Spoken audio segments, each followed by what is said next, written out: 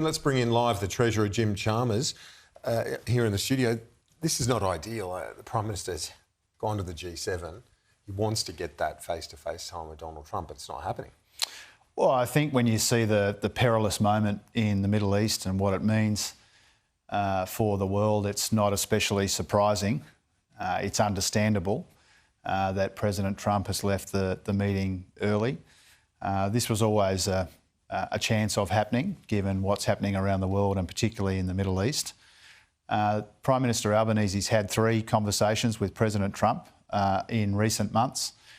We'll continue to engage in the usual way, but I don't think it's especially surprising. I do think it's understandable given events that are unfolding in a really dangerous part of the world. I get that, but it's also frustrating given the Prime Minister's travelled to Canada and just wants to at least put in casual parlance, put a face to a name or a phone call, because he's had a few phone calls, but he hasn't met him face to face. Well, they have had 3 discussions, and there are other good reasons to be in Canada for the G7, meeting with Prime Minister Carney and others. Really important opportunity to speak up for and stand up for Australia's interests in the world. Obviously, we're looking forward to a meeting between the leaders of Australia and the United States. But again, I don't think it's especially surprising, given the deteriorating situation in the Middle East, that President Trump wants to get back to the White House. This was always a prospect of this happening. It's understandable. It's not especially surprising, and there'll be other opportunities to engage. Given the conflict in the Middle East, have you been briefed on the potential impact for oil and prices at the bowser here? Yeah, I get briefed every day on the consequences of what's happening in the Middle East. It's a perilous moment for the Middle East, but also a perilous moment for the global economy. The starkest way that we see the impacts of what's happening is with the oil price. If you think about last Friday, the oil price jumped almost 11%, between 10 and 11% in a single day. It dropped down a little bit. It spiked again a little bit this morning. It's around the middle $70. It has been quite low before last week, and it spiked, as I said, on Friday and a little bit again today. Now, this has big implications for the global economy, has implications for inflation, but also for global growth at a time when the global environment is already very uncertain. Because so we'll see that sustained increase here at the bowser? Well, we'll see volatility. It's hard to imagine that any day-to-day movement in markets will be permanent. We're seeing mostly volatility in the oil price. We're seeing the gold price shoot up because that's where people invest when times are uncertain. And so what that means for us is the potential of higher petrol prices. It usually takes a couple of weeks before the international barrel price reaches the bowser price in the suburbs and towns of Australia. But we do have genuine concerns, particularly around if the situation deteriorates further in the Middle East. Obviously, the access that people have to those sea lanes, really important sea lanes in and around the Middle East, are very important. But there is the prospect of upward pressure on petrol prices. There is the prospect of downward pressure on global growth at a time when these escalating trade tensions and other uncertainty in the world is already weighing pretty heavily on global growth. So it hits global growth and as we said, the petrol price. You haven't been convinced about reducing the excise because it can get blown out by these fluctuations, even in a week, a day, potentially. Is that still your inclination, that you wouldn't seek to provide support on the basis of a fuel excise reduction? Is that your sort of starting point? Yeah, we haven't changed our position on the fuel excise. It is important to remember, I think your question goes to this. We've already seen a lot of volatility in petrol prices. In some parts of Australia, people, must have been 12 months ago, 18 months ago, were paying $2.40 at the bowser. In lots of places that got down to $1.50, $1.60. And so there's been this extraordinary volatility in petrol prices because there's been volatility in the global oil price as well. We're providing cost of living help in other ways. We think that makes more sense. The other thing is sovereignty on energy is important. And I know that you and the Prime Minister, Chris Bowen and others have spoken about that. In that context, do you feel inclined to knock back the bid, to that takeover bid for Santos, given that energy sovereignty is so important? Well, that particular proposal's got a long way to run yet. There's obviously it has the potential to be a very substantial transaction, tens of billions of dollars associated with that in a sensitive part of our economy. So it's a long way from getting the tick. Well, it's as I understand it, unless it's happened today, I'm not sure that the application's gone in from a Foreign Investment Review Board point of view. Transactions this big go through a number of stages. And I will listen to the advice of the Foreign Investment Review Board, but I won't preempt that advice. There are good reasons not to do that. I do understand it's a big transaction in a sensitive area, and I'll weigh up all of the arguments and I'll listen to the FIRB. But I can't get engaged in a kind of a running commentary about the sorts of issues that we're factoring in. Obviously, the national economic interest is the primary lens through which the Foreign Investment Review Board makes its advice to me. When I get that advice, obviously, I'll consider it seriously. Interests, but we have to consider a national security interest too, don't we? I think we've made it clear. Well, we've made it clear over a long period of time that the considerations of security, economic security and national security are very closely intertwined. And so the Foreign Investment Review Board weighs all of that up. They weigh up all of the considerations, all of the viewpoints. They provide advice to me in a very professional, very considered and methodical way.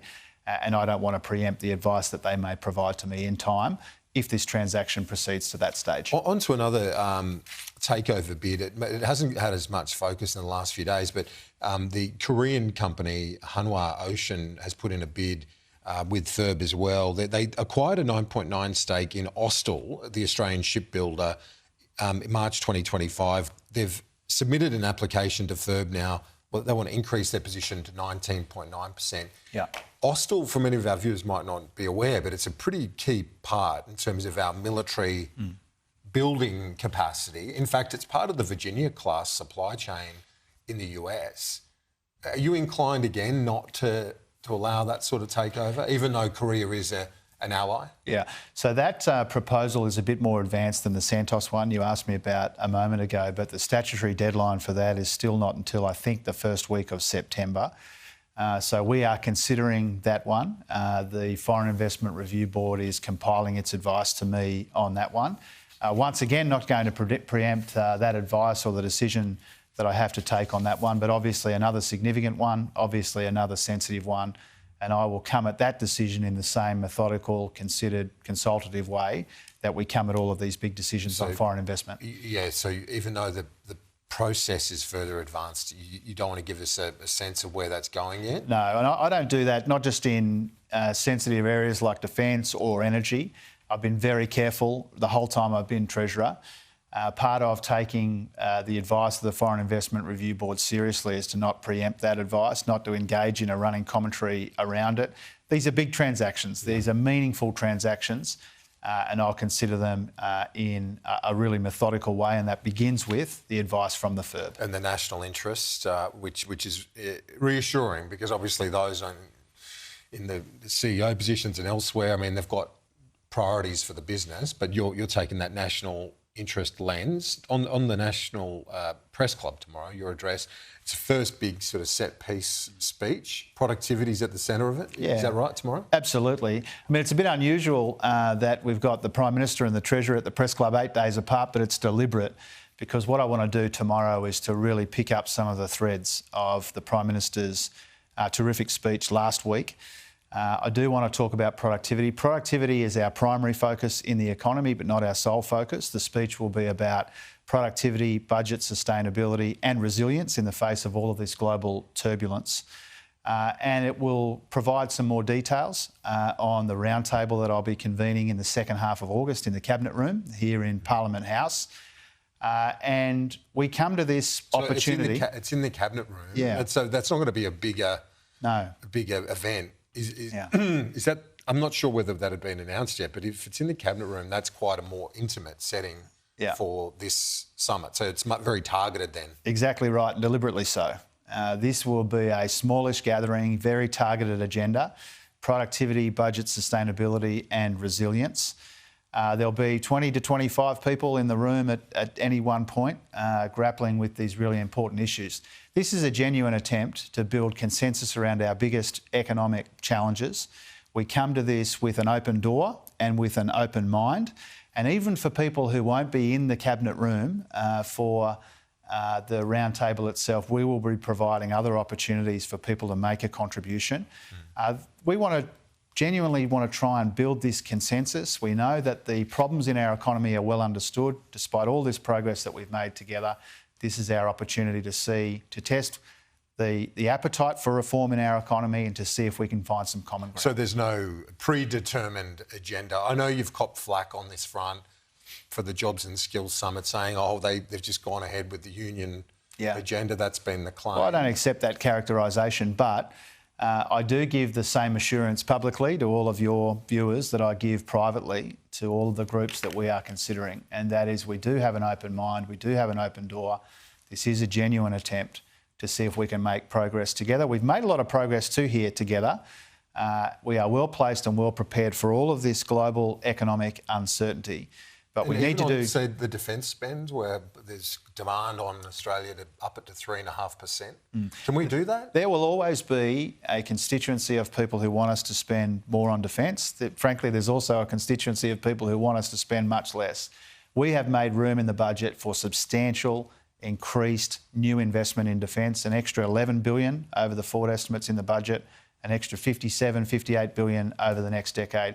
That is a very substantial increase we've made room for because we recognise the need for that. We know that the international security environment is as uncertain as ever, and that's why we're making these big new investments. And just finally, then on the reform thing, you're leaning into that you are happy to be ambitious and you want to have a crack. You've got 94 seats. It's a lot.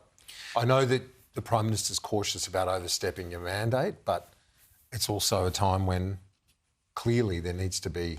I think the Prime Minister made a really important point last week in his speech when he said our focus is on delivering what we took to the election, but we also have an obligation to work out what comes next.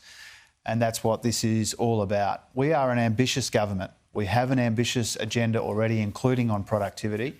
This is about seeing what the next steps can be and seeing if we can take those steps together. Treasurer, thanks. Appreciate it.